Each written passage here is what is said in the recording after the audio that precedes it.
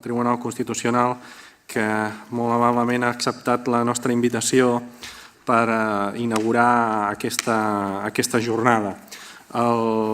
Si em permeten, només per començar, unes paraules per introduir la seva lliçó inaugural.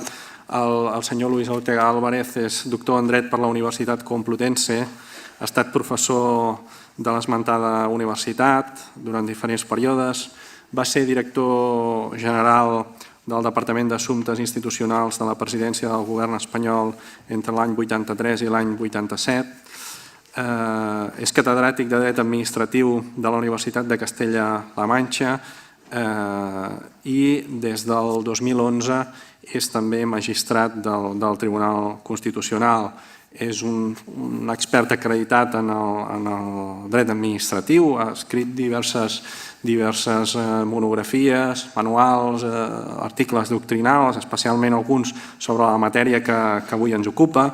Ha participat també com a expert en les comissions de preparació de diverses lleis. Només esmentaré per la matèria que avui ens afecta, per exemple, la LOFAGE o la Llei de la Jurisdicció Contenciosa Administrativa. També és membre del Consell de Redacció de diverses revistes jurídiques, entre les que podem destacar les prestigioses la Revista d'Administració Pública o la Revista Basca d'Administració Pública. Més enllà també d'aquesta indiscutible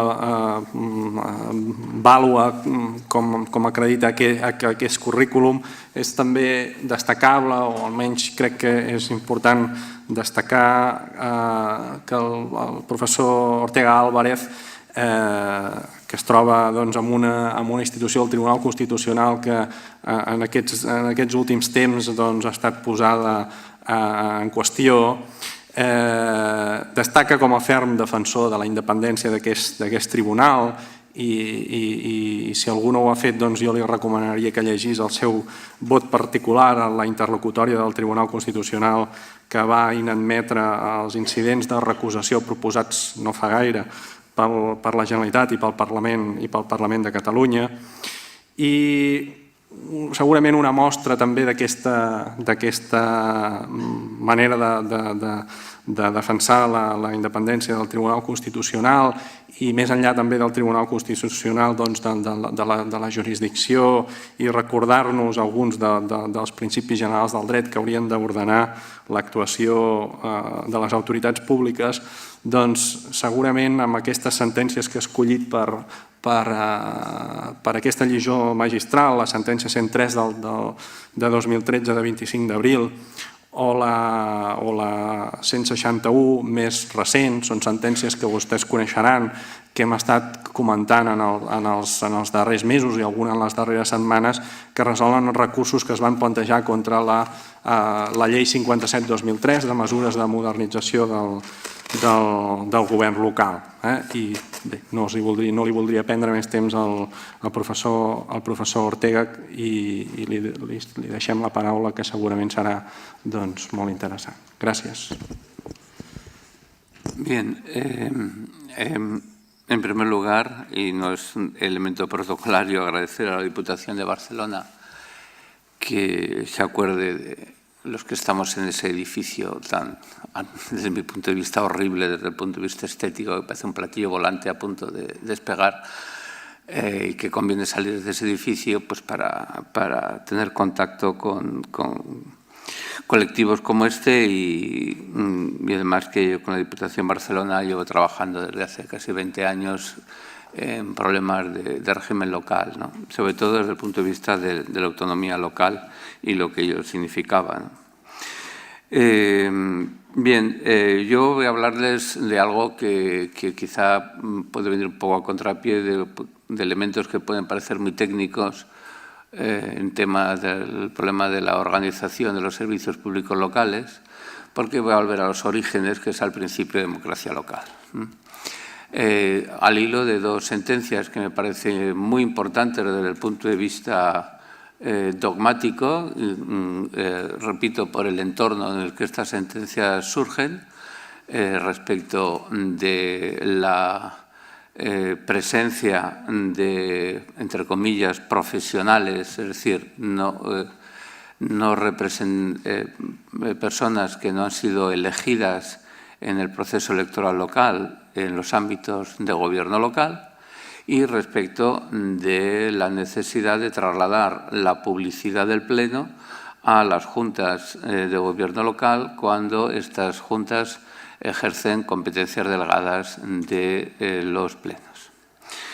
Y esto me parece importante en esta etapa de crisis y de racionalización que tiene su importancia y que tiene sus elementos, positivos, cualquier proceso de racionalización.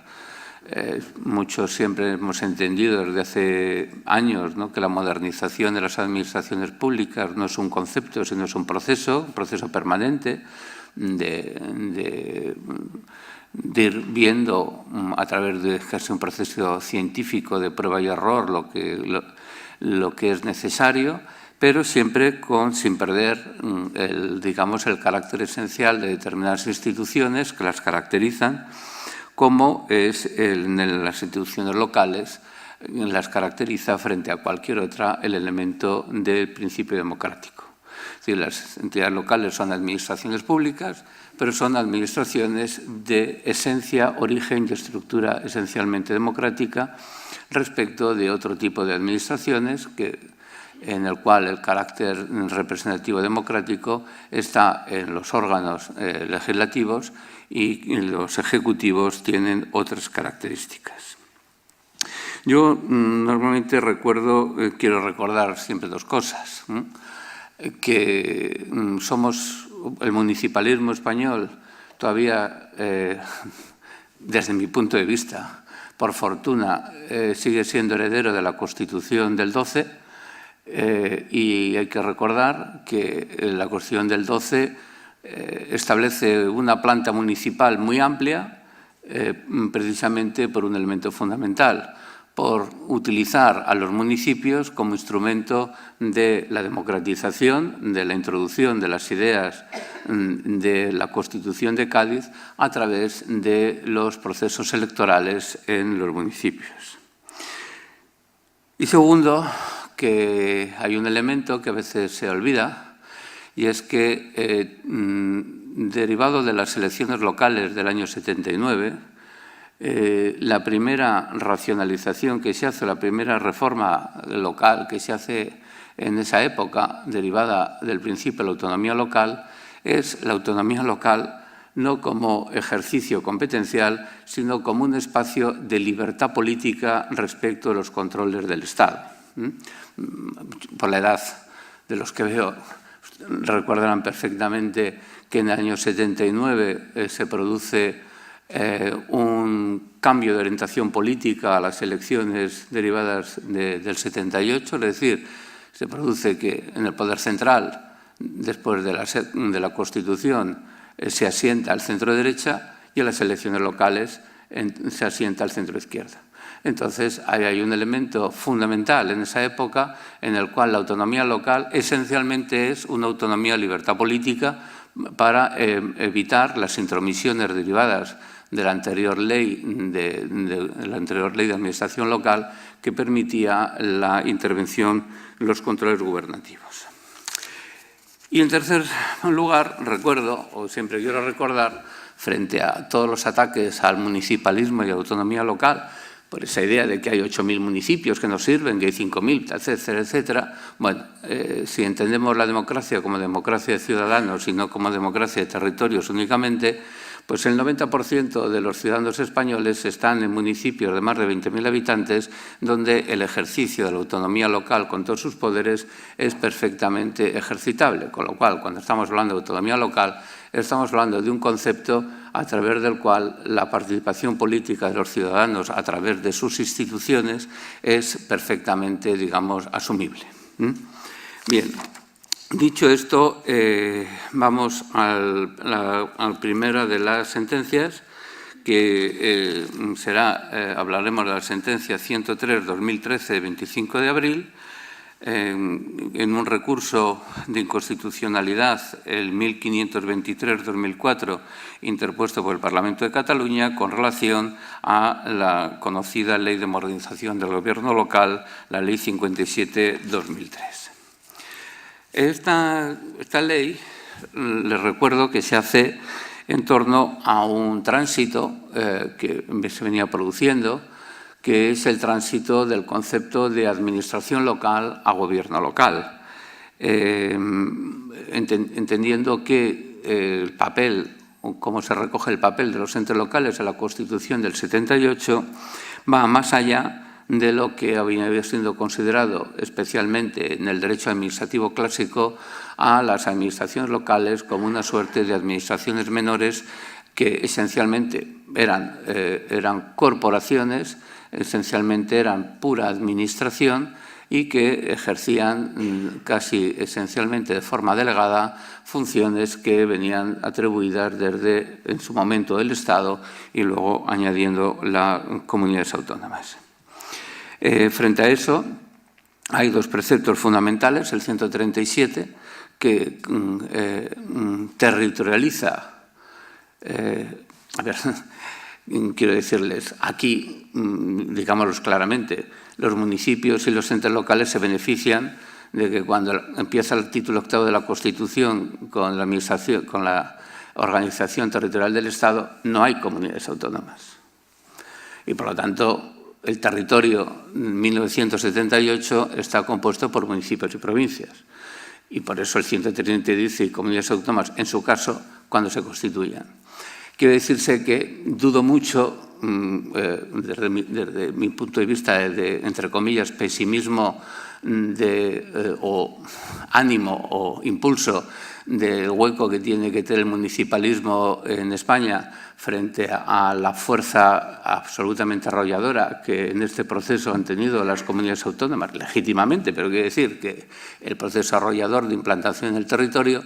Si en este momento se redactase una Constitución, probablemente el 137 habría que hacer mucho esfuerzo para que volviesen a situarse en la cabecera del 137 los municipios y provincias como parte de la organización territorial del Estado y no fuesen directamente y únicamente las comunidades autónomas las que encabezasen el 137 y los municipios y las provincias probablemente tuviesen tendencia a desaparecer directamente de la Constitución. Por lo tanto, ojo y atentos si se produce una reforma constitucional del título 8º, la fuerza que habrá que tener el movimiento municipalista español para estar todavía presentes en esa futura Constitución. Quiero decir que, pero en cualquier caso, lo que es evidente es que, derivado de las declaraciones políticas que hay en la Constitución, se reconoce al municipio como una entidad que tiene autonomía política. Y desde ese momento entonces salta, es decir, ya dejan de ser puras administraciones de gestión para ser administraciones representativas que tienen en su seno el poder de gestionar políticamente sus intereses en beneficio de sus ciudadanos. Y de ahí surge la posibilidad que ha construido una parte de la doctrina administrativista, y una parte porque no todos han seguido esta línea, una parte importante, digamos en la línea del profesor Luciano Parejo, en la línea del profesor Envicirujo, en la línea del profesor Antonio Fanlo, en la cual evidentemente lo que se deriva, que es fundamental, entender que la Constitución en cualquier caso establece a través de la garantía institucional o de la garantía constitucional de la autonomía local no solamente una posición de libertad respecto a determinadas decisiones, sino también la reserva de una cantidad indeterminada y desconocida, pero sí un concepto como tal, de poder político en manos de los ayuntamientos. Es decir, se vulneraría la Constitución si en el reparto competencial de las administraciones territoriales todas las decisiones políticas se repartiesen en el Estado y las comunidades autónomas y los ayuntamientos, los entes locales, no tuviesen un espacio de poder político a través del cual ejercer sus competencias. Derivado de esto también está el intento siempre de construir, difícil también con sus dificultades, precisamente derivado de esta nueva caracterización constitucional, que la ordenanza local y el reglamento no son conceptos jurídicos equivalentes. Por supuesto, la ordenanza local no tiene rango legislativo, pero no es equiparable a un reglamento. ¿Por qué? Por una cuestión técnicamente muy clara. Los entes locales no forman parte del ordenamiento jurídico de las comunidades autónomas ni del Estado. No son administraciones de la comunidad autónoma ni son administraciones del Estado.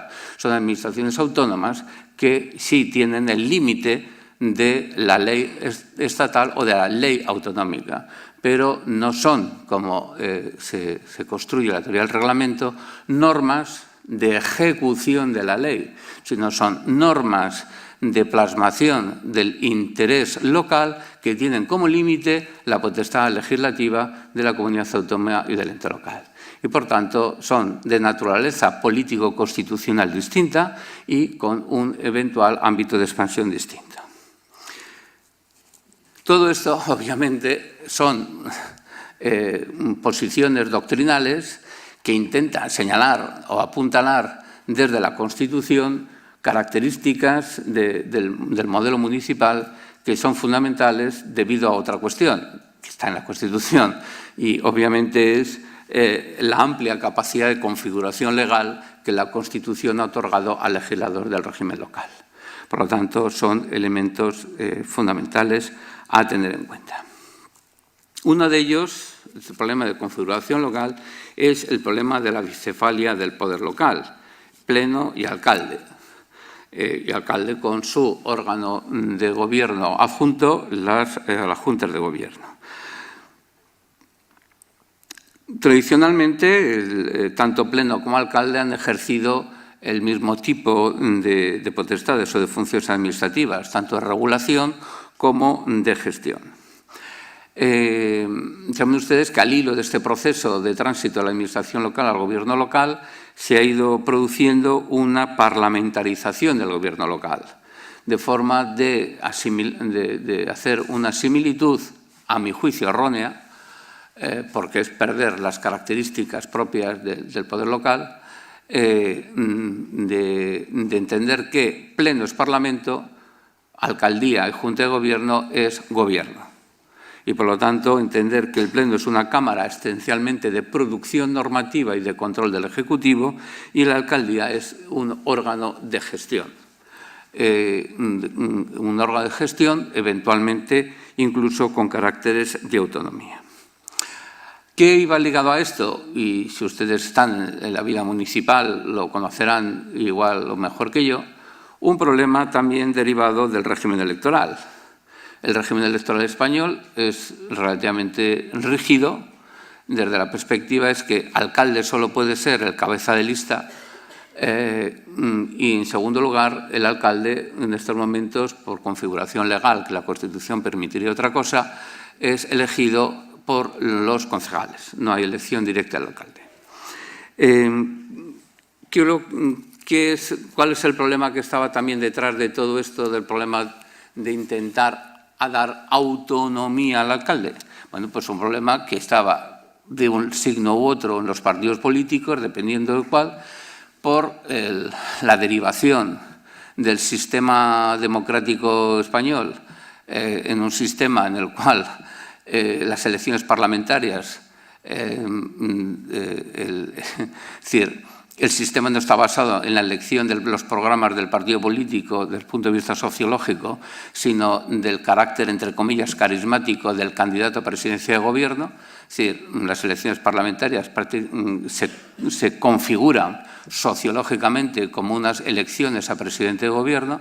Entonces, esto se trasladaba al tema local con mucha mayor profundidad, precisamente por la cercanía de la personalidad del alcalde en el proceso de las elecciones municipales. Y cuanto más desciendes el tamaño del municipio, digamos, la personalidad, por decirse, del alcalde se imponía o pretendía imponerse al programa político o la orientación política del partido al que pertenecía el alcalde. Y ahí el problema del debate es el alcalde dentro del partido político.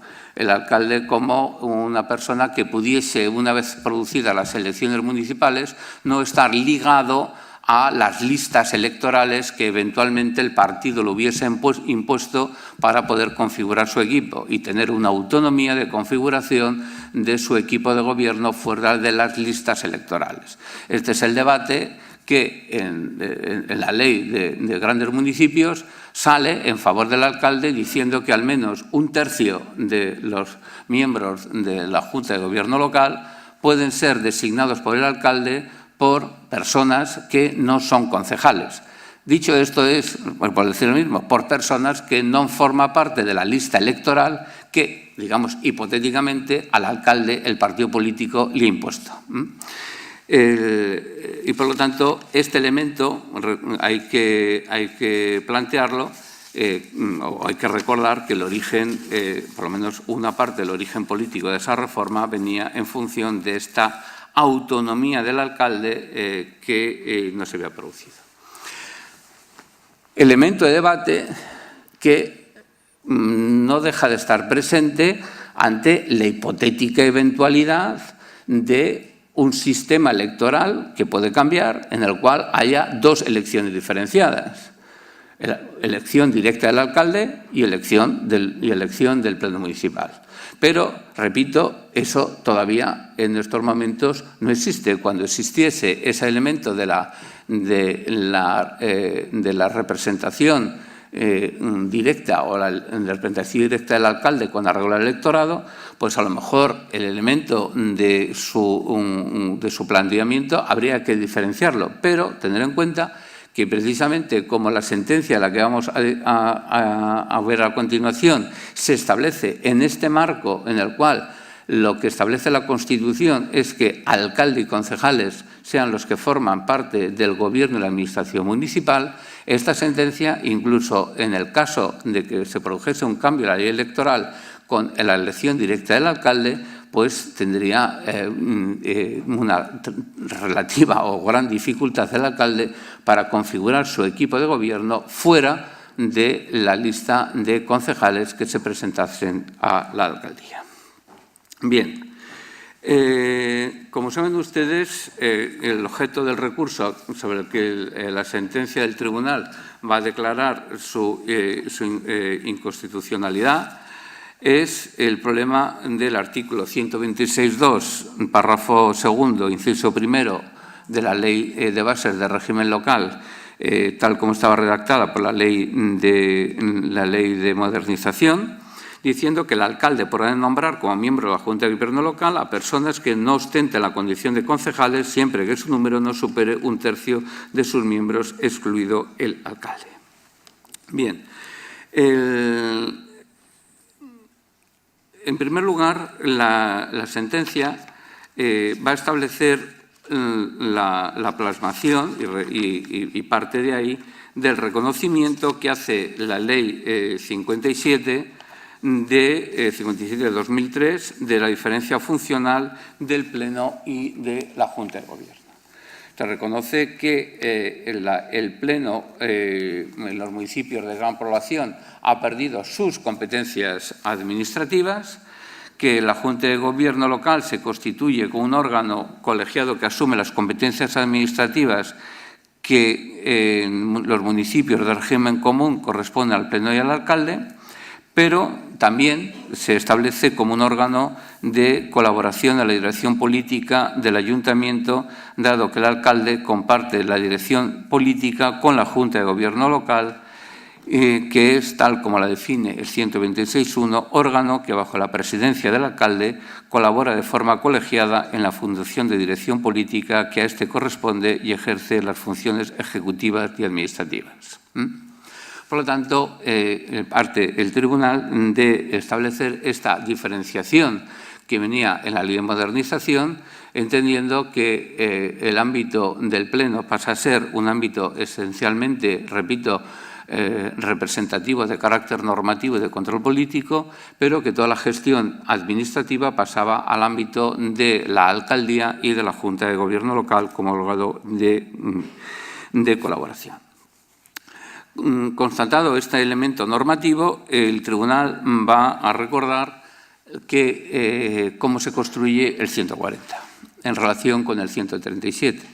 Y empieza recordando que el contenido de la garantía constitucional de la autonomía local está basada en el principio democrático.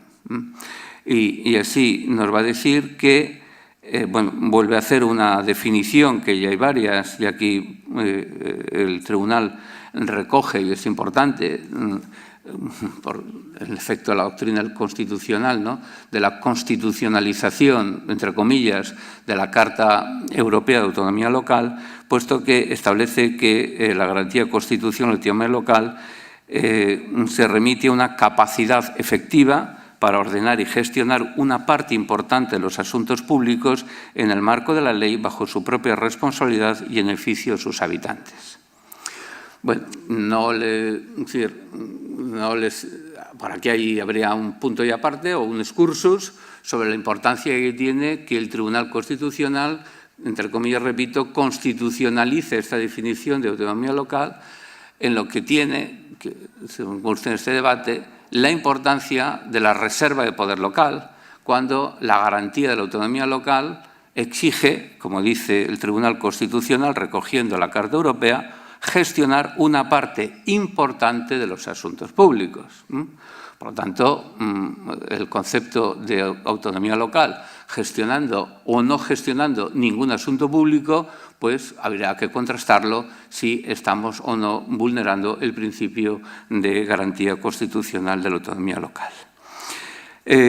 Una vez dicho esto, viene a decir que precisamente esta definición de la garantía institucional, es decir, la gestión bajo su propia responsabilidad y en beneficio de sus habitantes, solo tiene explicación en función del principio democrático del artículo 140 y del artículo 141, en el que se dice que el fundamento de la autonomía local es el principio representativo, es decir, porque esos órganos de gestión representan a la ciudadanía, es por lo que tienen ese ámbito de poder y esas calidades o cualidades de ejercicio de ese poder en el Estado o en el Estatuto de Autonomía Local. Vuelvo a decir que el carácter representativo de los órganos a los que responde la dirección política de los entes locales constituye un concepto inherente a ese concepto de autonomía local. Y vuelvo a recordar y hacer referencia a la sentencia 132/2012 sobre los cabildos insulares de Baleares, sobre la que ahora mismo vendremos. Bien, estando las cosas así, el elemento es que hay un argumento del abogado del Estado y de la sentencia 132/2012 sobre consejos insulares, que se había dicho prácticamente un año antes, en las cuales lo que se viene a decir es que la Junta de Gobierno es un órgano ejecutivo y profesional que atiende a la complejidad de las formas de gestión administrativa, que en el Pleno se plasma el carácter del principio representativo y que la Carta Europea de la Autonomía Local, en su artículo 3.2, prevé la hipótesis de que existan órganos ejecutivos responsables ante los órganos electivos colegiados. Bueno, ¿qué se viene a decir? Que en la parte, digamos, de gestión administrativa de los entes locales, podría haber órganos que no cumpliesen con el requisito de ser órgano representativo, simplemente de que ese órgano no representativo estuviese bajo el control político de otro órgano colegiado electivo o representativo.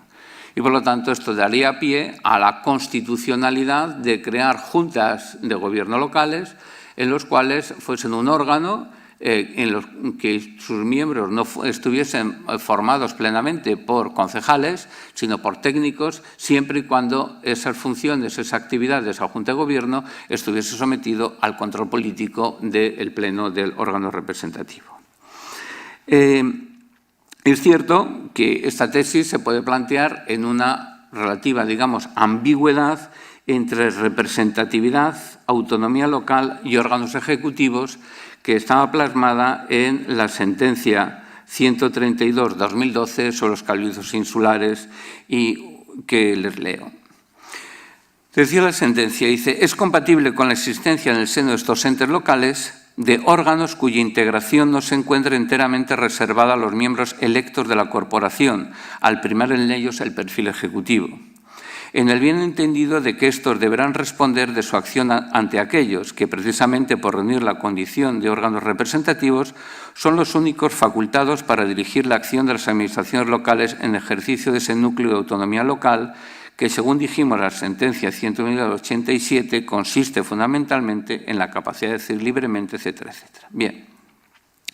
Por lo tanto, aquí hay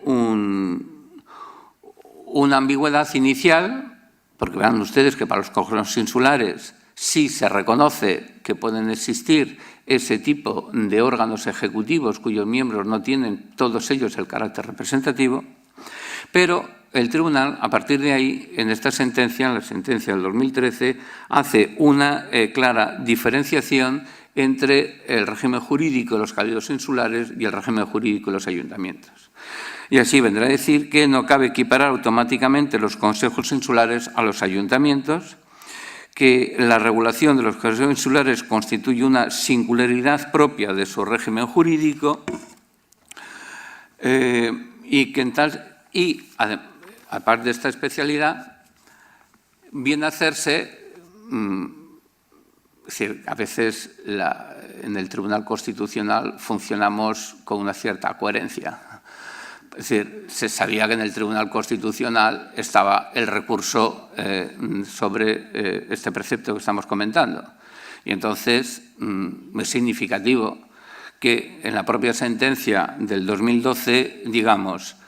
en ese sentido, y como les adelanto, la respuesta que ahora debemos dar a la cuestión de si la regulación contenida en la Ley de Consejos Insulares que permite designar como miembros o titulares de los órganos referidos a quienes no tienen la condición de electos contraviene la normativa básica sobre el régimen local, no prejuzga la que este tribunal haya de pronunciar en su momento al resolver el recurso de inconstitucionalidad 1523/2004, que es el cual dará lugar a la sentencia que estamos comentando. Es decir, que ya el tribunal dice, bueno, esto lo decimos para los consejos insulares, ¿y por qué? Bueno, pues porque en la sentencia de 2013 se explica. Es decir, miren ustedes, desde la Constitución, el régimen de las islas, el régimen de las diputaciones provinciales y el régimen de los ayuntamientos está en una decantación de menos a más respecto de la implantación del principio democrático. Respecto de las islas, el 141 no dice nada y, por lo tanto, el problema de la representatividad de los órganos de gobierno de las islas desde la Constitución, estaría únicamente ligado al artículo 137, principio de garantía de la autonomía local, y a la medida en que se entienda la autonomía local exige representativa, etcétera, etcétera, pero la Constitución respecto de las islas no dice nada, por equiparación a lo que ya dice en el 141 respecto a las diputaciones, que dice que el gobierno y la administración de las provincias debe estar atribuido a las diputaciones o corporaciones de carácter representativo que se establezcan. Por lo tanto, ya para las provincias sí se establece en el artículo 141 que el gobierno y la administración de las provincias deben corresponder a diputaciones o corporaciones de carácter representativo. Y dice, bueno, además, en el artículo 140 se establece ya con toda claridad que la atribución del Gobierno y Administración a los ayuntamientos integrados por alcaldes y concejales. Es decir, que ya no se establece simplemente órganos de carácter representativo, sino ya se dice que el Gobierno y Administración de los ayuntamientos está atribuido al alcalde y los concejales electos. Por lo tanto, hay una gradación en la constitución del grado de vinculación del gobierno y la administración a el carácter a quién puede ejercer ese gobierno y esa administración. Repito, la Constitución respecto a las islas no dice nada, respecto a las provincias dice que tiene que ser una corporación de carácter representativo y respecto de los municipios dice que tiene que eso ejercerse por ayuntamientos compuestos por alcalde y concejales. Bien.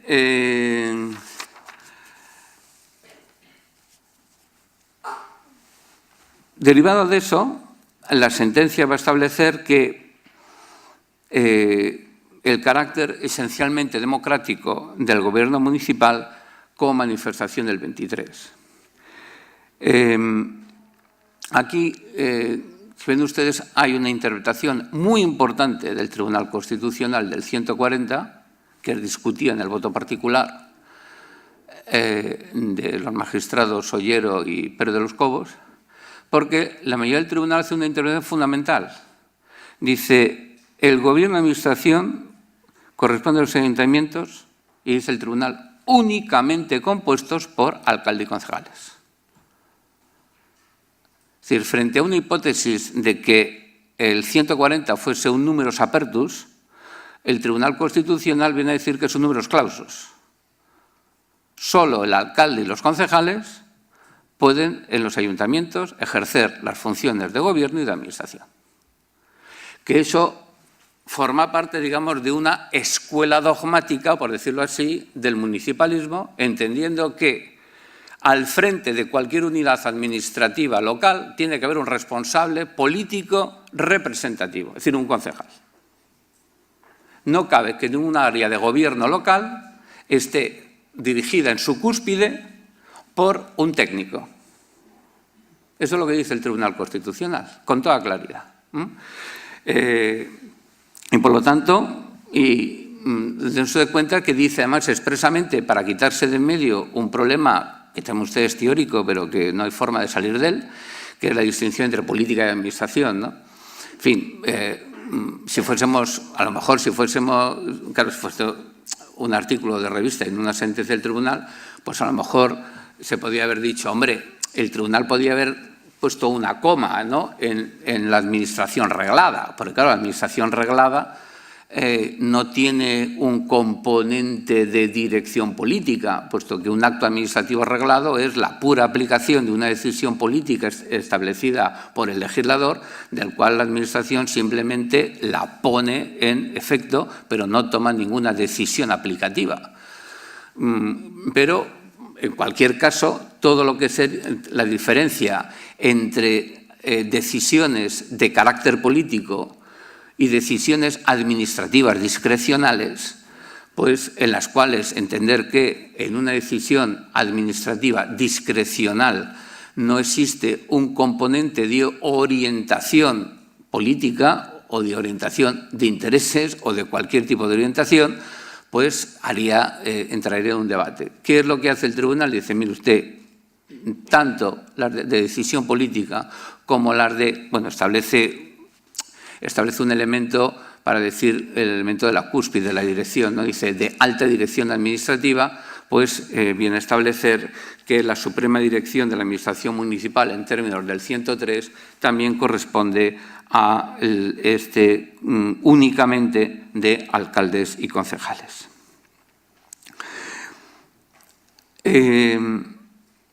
Sigue afirmando, por lo tanto, que la elección democrática de los alcaldes y los concejales es una manifestación del derecho de participación política de los ciudadanos del 23, es decir, que la administración local es administración democrática, es administración del 23, y establece una frase que puede ser discutida si el tribunal tiene que hacer este tipo de cosas, ¿no? Porque a veces unos son los que piensan que el tribunal tiene que ser como más aséptico y otros piensan que los tribunales constitucionales tienen que ser como más, entrar más en harina, ¿no? Pero fíjense ustedes con qué frase final se finaliza toda esta argumentación del principio democrático. Dice, en definitiva, el artículo 140 otorga una especial legitimación democrática al gobierno municipal. Bueno, apúntenselo para sacar provecho de esta declaración. Tanto en su función de dirección política como de administración. Que contrasta, sin duda, con el diseño que la propia Constitución establece para el Gobierno del Estado, artículos 97 y 98. Punto y seguido. Un plus de legitimidad democrática frente a la profesionalización que en todo caso debe ser respetada por el legislador básico al configurar ese modelo común de autonomía local. Es decir, el Tribunal Constitucional, en términos coloquiales, digamos, se moja y dice que el 140 representa un plus de legitimidad democrática frente a la profesionalización. Es decir, el Tribunal Constitucional viene diciendo que el gobierno municipal es un gobierno de ciudadanos, que luego el gobierno, la administración municipal se organice internamente con los técnicos que tenga bien. Pero esta, repito, me parece una sentencia trascendental en todo este proceso al decir que el gobierno municipal es un gobierno representativo de los ciudadanos y de los ciudadanos, en el que prima la calidad política del representante de los ciudadanos que su capacidad técnica. Si me permiten una frase muy antigua de Mao Zedong, que decía rojos pero técnicos, técnicos pero rojos, bueno, pues sí, a lo mejor el desideratum sería representantes pero técnicos, técnicos pero representantes, que sería un desideratum, es decir, bueno, pues muy bien que en las listas electorales los representantes municipales pues sean personas que tienen una alta cualificación profesional, etcétera, etcétera. Bien, pero lo que definitiva de sentencia es que prima fundamentalmente que quien esté en el gobierno municipal sean personas que vienen de la política a personas que vienen de su cualificación técnica. Y además lo establece como una característica fundamental y constitucional del 140 de la Constitución, definiendo lo que es la democracia local o la democracia municipal. Bien, la segunda sentencia que les quiero comentar, que va un poco también en este sentido desde otra perspectiva, de la perspectiva de democracia y publicidad, también ahora se llama transparencia, es la sentencia 161-2013 de 26 de septiembre, interpuesta por el Gobierno de Aragón, en el cual el Tribunal se va a pronunciar sobre la constitucionalidad del artículo 71 de la Ley de Bases del Régimen Local, en la redacción también de la Ley de Modernización, cuando decía que no son públicas las sesiones de la Junta de Gobierno local. Bien, el recurso partía de la alegación de la infracción del principio democrático del artículo 1.1, de la seguridad jurídica del 9.3 y del derecho de participación directa en los asuntos públicos del 23.1. Tengan en cuenta que este recurso además viene planteado porque Aragón tenía en su normativa autonómica antes de esta modificación la publicidad de las sesiones de las juntas de gobierno cuando afectasen asuntos delegados por el Pleno. Por lo tanto, el Gobierno de Aragón impugna esta norma básica porque modifica su normativa autonómica. Pues bien, la sentencia 16-2013 también parte de un estado de situación que excluye del conocimiento de la sentencia el resto de los asuntos de la Junta de Gobierno, que no han sido puestos en cuestión. Es decir, solamente estamos hablando de los asuntos de las Juntas de Gobierno de competencias delegadas por el Pleno Municipal. Y segundo, también establece que, dado que las Juntas de Gobierno local de los municipios de mayor población, es decir, los implicados también por la Ley de Modernización de Gobiernos locales, está prohibida, la delegación de competencias del Pleno en las juntas locales de gobierno, dice, lo que vamos a decir tampoco se aplica a estas juntas de gobierno local porque, por definición, no ejercen competencias delegadas del Pleno. Por lo tanto, lo estamos hablando de las juntas de gobierno de los entes locales que no son grandes municipios y en función únicamente de las competencias que tengan delegadas del Pleno. Establecido, por lo tanto, delimitado el marco en el que va a hablar, pues se establece la relación entre el principio democrático del artículo 1 y la democracia directa del artículo 23.1. Es decir, bueno, esto es un elemento teórico, pero sí se viene a decir que el principio democrático comprende tanto la democracia representativa como la democracia directa. Es decir, por lo tanto, une el principio general del 1.1 con el 23. Bueno, tengamos en cuenta que el 23 tiene una característica muy importante, que el 23 es un derecho fundamental a través del cual los ciudadanos pueden ejercer su recurso de amparo. Es decir, que cualquier vulneración que un ciudadano entienda que se le está produciendo a su derecho constitucional, al artículo 23, puede acudir al tribunal en amparo. Bien, en segundo lugar, va a decir que la publicidad de la actividad desarrollada por los órganos de carácter representativo forma parte del contenido del artículo 1.1, principio democrático, y 23.1.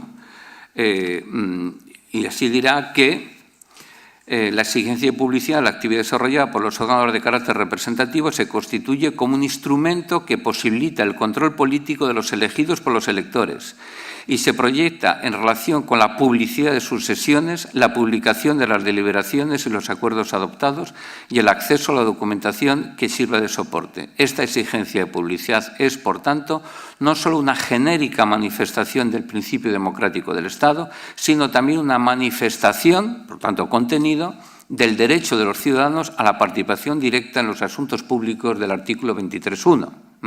Repito, tiene la importancia porque una hipotética vulneración de la publicidad otorga al ciudadano el ejercicio de un recurso de amparo ante el Tribunal Constitucional por vulneración de su derecho a la participación directa que puede ejercer mediante la asistencia a los plenos y, por lo tanto, mediante la publicidad inmediata de las deliberaciones.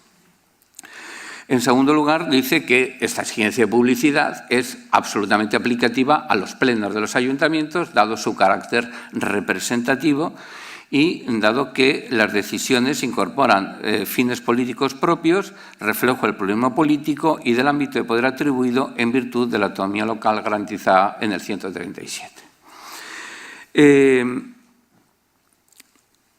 Aquí hay un elemento que no quiero entrar, que es el de la no exigencia de la publicidad a los órganos ejecutivos. El tribunal no entra porque no es objeto del pleito. Pero esto está cada vez más en cuestión.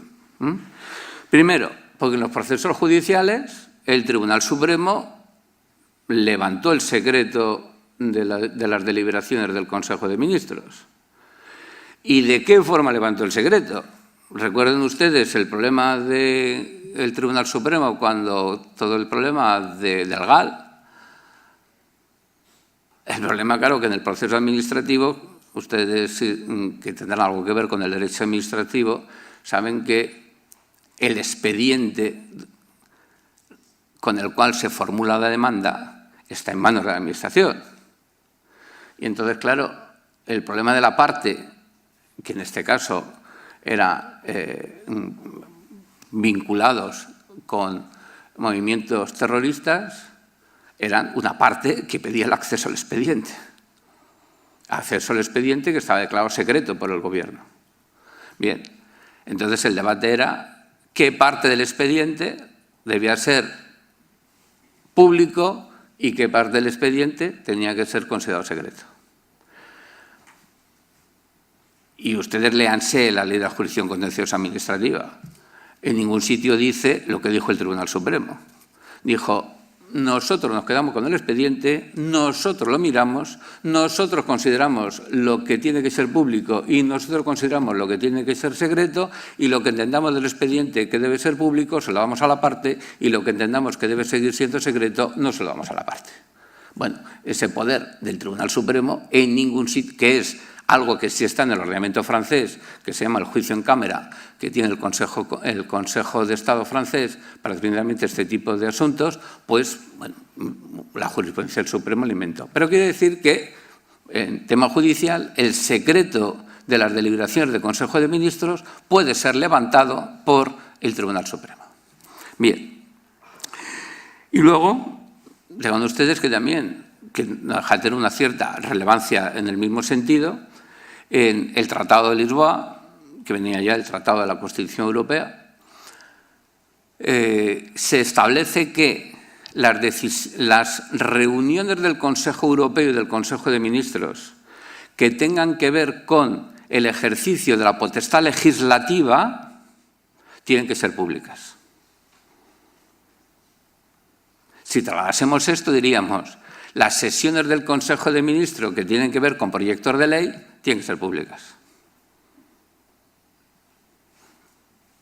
Eso, nuestra ley lo mantiene secreto todas las deliberaciones del Consejo de Ministros. Pero, repito, ya en el derecho europeo se distingue entre las decisiones del Consejo Europeo y del Consejo de Ministros Europeo en materia de producción normativa, producción de leyes, y las que tienen carácter, digamos, de deliberación política o deliberación ejecutiva, lo que quieran ustedes llamar.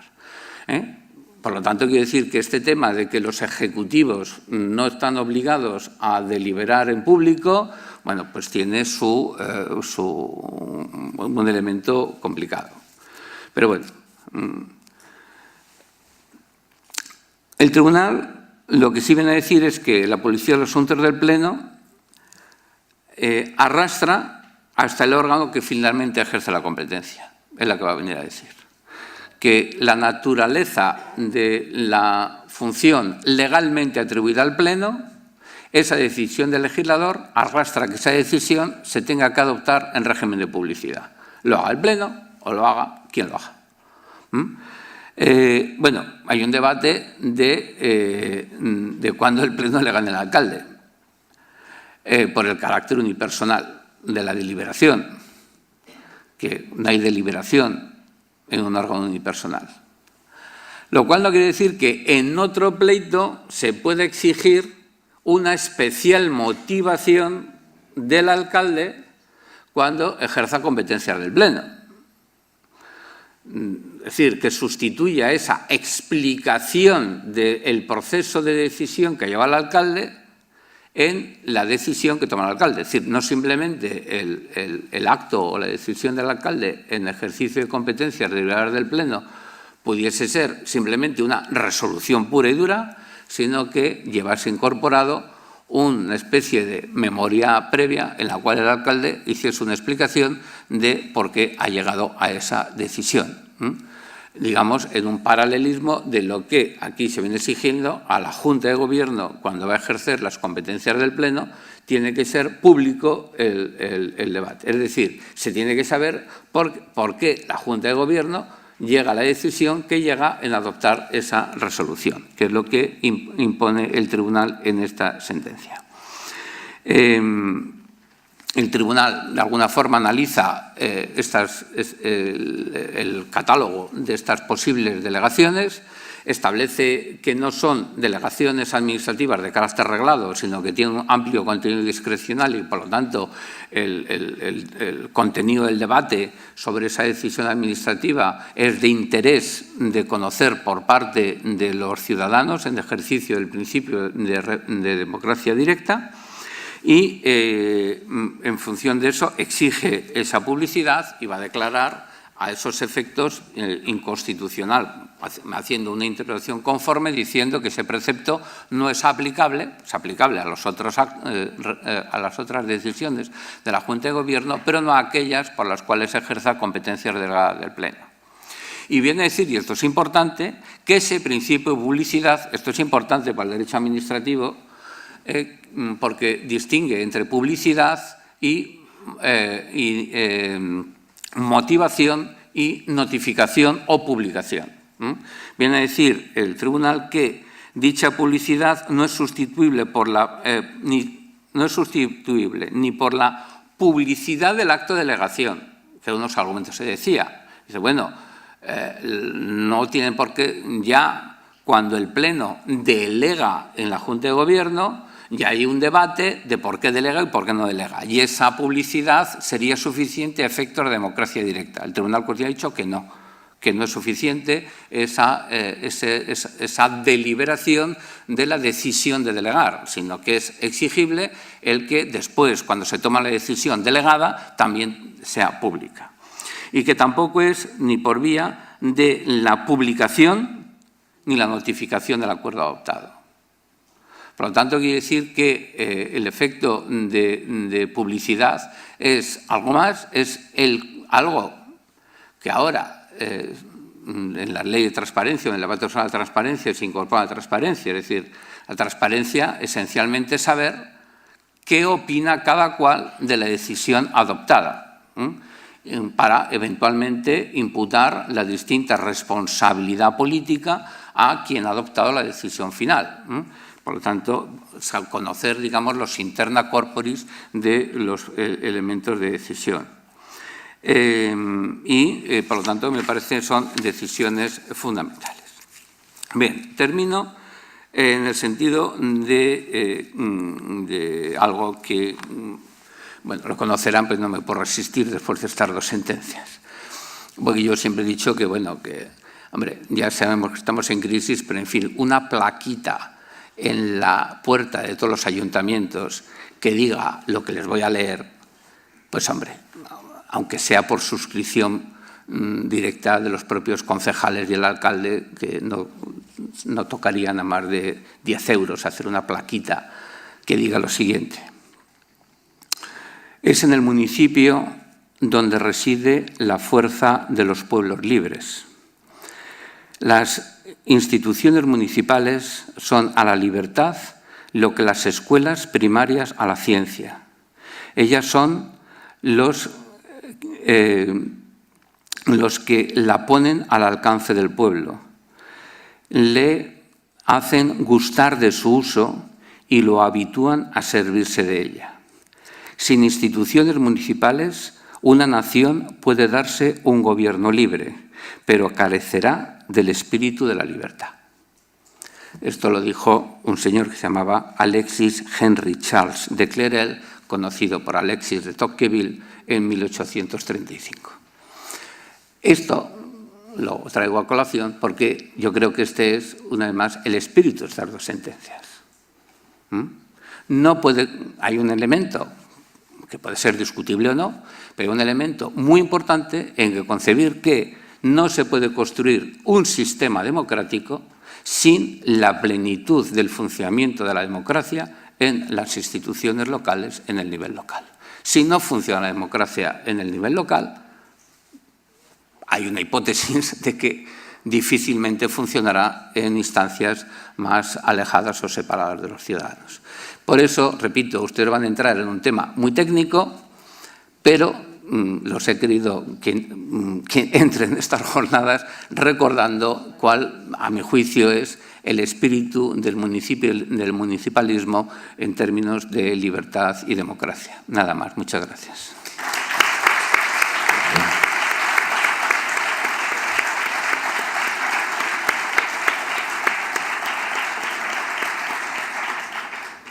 Muchas gracias, doctor Ortega. No sé, ahora no tenemos al presidente en las filas, pero podríamos pedirle quizá a la Diputación que en sus funciones de cooperación encargara esas plaquitas que usted nos ha propuesto. Nada más, damos paso a los siguientes ponentes, pero no sin remarcar de su brillante exposición que ciertamente, aunque entremos en un tema técnico, tener presente hasta los entes instrumentales ese carácter de democracia representativa que debe cumplir la administración local no está de más, sino que es precisamente muy necesario tenerlo en cuenta. Muchas gracias. Perdón, ¿alguien quisiera hacer alguna pregunta, alguna intervención al hilo de la ponencia?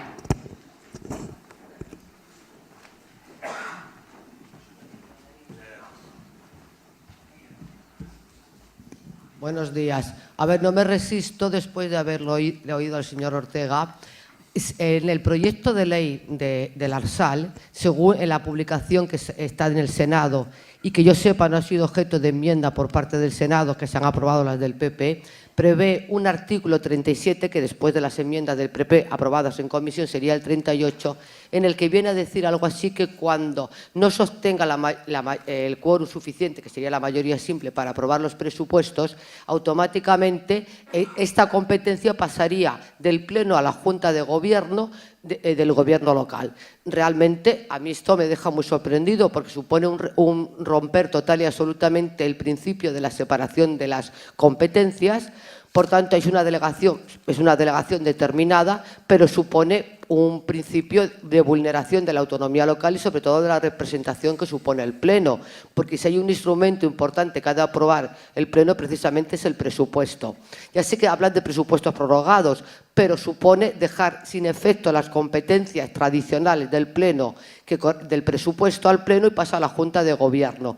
Y además, en cierto modo, entiendo que hay una derogación explícita de la ley orgánica que habla de la cuestión de confianza vinculada al presupuesto. Yo creo que después de la sentencia del Tribunal Constitucional, la cual comparto totalmente, sobre todo la primera de las sentencias, creo que se lo deberían pensar dos veces antes de entrar, porque seguramente el Tribunal Constitucional mantendría que esto podría vulnerar la autonomía y sobre todo la representatividad que la tiene el Pleno, porque son todos los concejales elegidos democráticamente por sufragio universal, libre, directo, secreto, igual. Me gustaría saber tu opinión. Muchas gracias. Bueno, imagino que usted no pretende que a mí me recursen cuando llegue el recurso de constitucionalidad de este país. Usted ha dicho lo que ha dicho. Yo, quiero decir, me parece que lo que usted dice tiene elementos de juicio muy ponderables, pero yo no me puedo pronunciar sobre eso porque alguna pronuncia tenemos es no pronunciarnos sobre las leyes que están haciendo previamente. Me parece un ejercicio, o sea, no lo tomen ustedes, porque yo normalmente entro al trapo a todo, pero hay que tener un poco de prudencia en este tipo de cosas, además razonable. Quiere decir que, bueno, usted ha leído lo que he dicho, usted establezcan sus consecuencias. Quiere decir, ahí hay otra pregunta.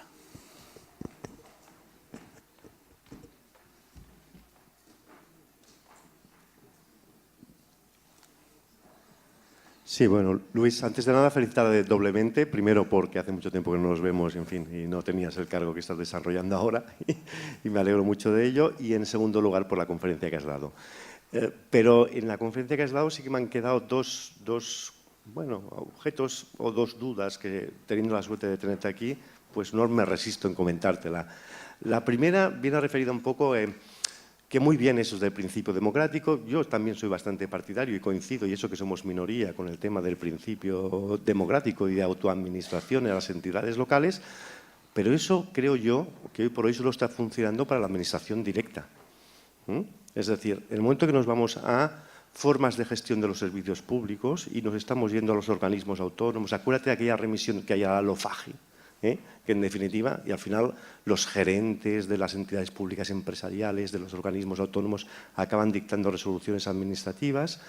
Las sociedades municipales, los miembros de las sociedades municipales no tienen por qué ser electos, con lo cual, pues aquí ya no te digo nada, ya los administradores únicos de las sociedades. En vía indirecta la concesión administrativa, pues también acaba dictando el adjudicatario, pues acaba dictando actos administrativos que luego tienen un cierto control por parte de… Pero bueno, que en definitiva, que eso está bien, pero que quizás mi duda hubiera sido, hombre, que a lo mejor alguna referencia o algún articulillo a estos articulillos de las formas de gestión hubiera estado bien o no, o a lo mejor ya está bien que esté así. Yo creo que como hacéis de legislador negativo, mi idea es que si lo que no se ha tocado, pues continúa estando así. Y luego, con respecto a la segunda sentencia… Perdona, que luego me olvidaré. Yo ahí te responderé que hay que tener en cuenta que el que mucho abarca poco aprieta. Ya. Es decir, bastante es con que en el ámbito competencial directo entre Pleno, etcétera, mantengamos eso, porque claro, si entramos en tema de los entes instrumentales, el tema del derecho complicadísimo del derecho administrativo, de la naturaleza de la personalidad jurídica, la creación de este instrumental, su relación con el velo, etcétera, etcétera, etcétera, pues a lo mejor si nos metemos en eso damos marcha atrás en todo lo anterior. Por lo tanto, dejemos claro lo que sabemos que está claro. Lo que sabemos que está más confuso, no lo mezclemos, porque entonces, si mezclamos todo, puede que declaremos todo confuso y entonces es mejor, al menos lo que está claro, haberlo declarado claro y luego, si de ahí se pueden trasladar algún principio a lo que está confuso, que dé alguna luz, mejor. Pero Estoy bastante de acuerdo con eso. Y la segunda, con respecto a la segunda sentencia, esta es mucho más corto. Yo estoy bastante más de acuerdo con los votos particulares en el sentido de decir, quizás no hubiera sido mejor en lugar de, sobre todo para el funcionamiento después de las juntas de gobierno, en que en parte la Junta celebra una sesión que es pública y en parte no, ¿no hubiera sido mejor directamente decir que eso no se puede delegar? Y nos hubiéramos evitado ahí un lío de, ¿sabes? Es decir, acuerdos del Pleno que se delegan a la Junta de Gobierno y que después obliga, desde el punto de vista funcional, a que parte de las juntas de gobierno sean públicas y partes no. Eso crea una complicación de gestión. Ahí vamos otra vez al problema del legislador negativo, es decir, nosotros no vamos a decir, la opción de delegar o no delegar es una decisión libre del legislador que el tribunal no tiene por qué entrar a juzgar. Es decir, y tampoco es tan complicado, desde otro punto de vista, organizar el tema. Puedes organizar que los asuntos de delegación los tratas un día monográficamente o los tratas al principio o al final de la sesión. Desde el punto de vista organizativo no tiene ningún problema.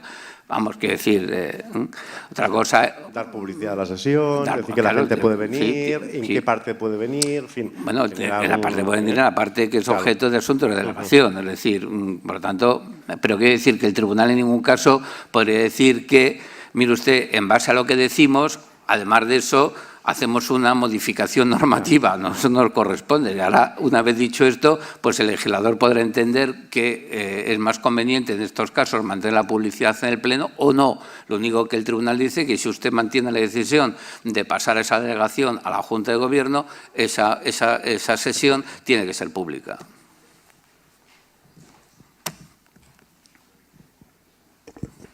Algú més? No? Doncs deixem-ho aquí i donem pas